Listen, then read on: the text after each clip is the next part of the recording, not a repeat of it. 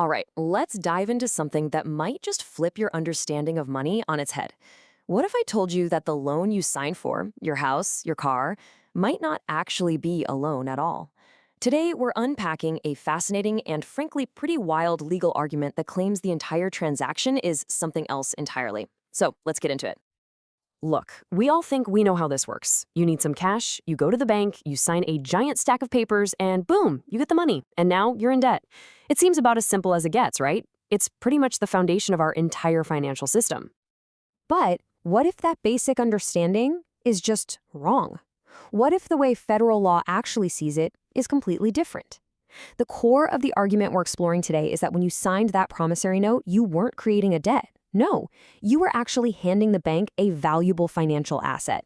It's a huge claim, so let's break it down. So, where in the world does this idea even come from? Well, it all starts by changing the definition of that one key document you signed, the promissory note. The whole argument hinges on the idea that it's not just a simple IOU. The argument kicks off by saying your promissory note is legally a security. So, what does that even mean? Just think of a security like a stock or a bond. It's a financial asset that can be bought and sold. So, according to this theory, the second you put your signature on that paper, you didn't create a debt for yourself. You actually created a valuable asset for the bank, something they could turn around and trade immediately. And this is where the theory gets its legal muscle. It's all based on a 1990 U.S. Supreme Court case, Reeves versus Ernst & Young. The court said, and you can see the quote right here, that every note is presumed to be a security. That's the starting point, the legal default established by the highest court in the country. This isn't just some random idea, it's right there in the case law. So what that means in practice is something called the Reeves presumption. In court, the assumption isn't that your note is a debt. The default assumption is that it is a security. The burden of proof isn't on you to prove it is one, it's actually on the bank to prove that it isn't. You can see how that completely flips the script on how these things are usually handled. Okay, so we've got a Supreme Court presumption, but how does that idea connect to banking today? Well, to find the next piece of this puzzle, the folks who make this argument take us all the way back to the 1930s and the Emergency Banking Act. You have to remember what was happening back then. The country was in a total financial meltdown. After the '29 crash, banks were failing left and right, and people had lost all confidence. So in March of 1933, Congress passed the Emergency Banking Act to pump cash or liquidity back into the system and get the economy moving again.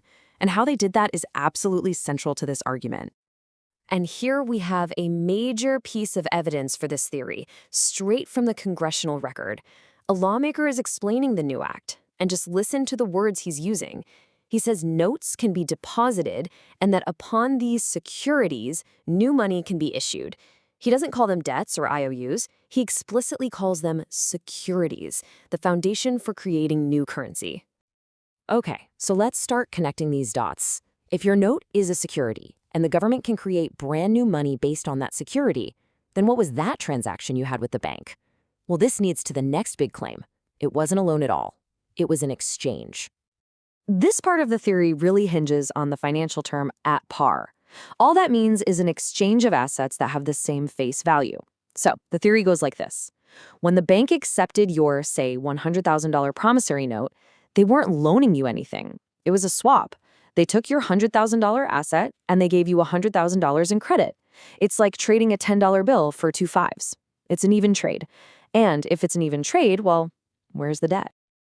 And here's another quote from 1933 that really backs up this idea of an exchange. Representative Patman says the new money is issued to banks in return for notes. That is the language of a trade, not a loan. He even adds that the money will be worth 100 cents on the dollar, which sounds a lot like that at-par exchange of equal value we were just talking about. So let's just walk through how this transaction would work, according to the theory. First, you give your signed note to the bank. Step 2, the bank doesn't just stick it in a vault, it deposits that note as a security with the Federal Reserve. Then the Fed creates new credit or cash based on that security's value. And then, here's the kicker, step 4, the argument claims that the legal obligation for that new money now rests with the Federal Reserve, not with you. So if that's true, it completely redefines the bank's role in this whole thing. Which leads us to our next point. The bank isn't a creditor, it's just a middleman. And this is a really crucial distinction. We're all used to thinking of the bank as a true creditor, someone who lends out their own money and takes on all the risk. But this argument says no, the bank is actually a fiduciary or an agent. That's just a fancy legal way of saying they're a go-between. They aren't lending you their money, they're simply processing your valuable note to help you exchange it for credit. They're just a pass-through, not the actual source of the funds.